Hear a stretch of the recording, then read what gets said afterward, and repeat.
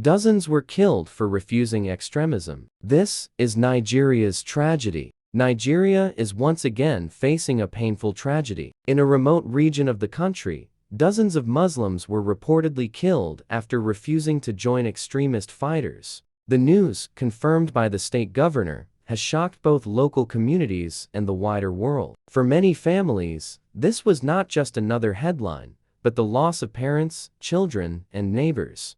The victims were not soldiers or fighters. They were farmers, shopkeepers, parents, and children. Many had spent their entire lives in this community. Neighbors described them as peaceful people who wanted nothing to do with violence or extremist groups. After the attack, families searched for loved ones among the homes and burned buildings. The state governor confirmed the attack and strongly condemned the violence. In a public statement, he said that the victims were killed simply because they refused to join the extremists. He called the incident a brutal crime and promised that the authorities would investigate and pursue those responsible. The governor also urged the federal government to increase security in vulnerable areas. This attack did not happen in isolation. For years, parts of Nigeria have faced violence from extremist and armed groups. Villages have been burned, people kidnapped, and thousands forced to flee their homes. In many cases, civilians are caught in the middle, with little protection and few resources. Survivors describe a night of fear and chaos. Some hid in the dark, while others tried to escape through fields and narrow paths. Many say they heard gunshots and screams for hours. When morning came, they returned to find their homes destroyed and their neighbors gone. These stories reveal the human side of the tragedy, beyond numbers and headlines. For those who lived through it, the memories will not fade easily.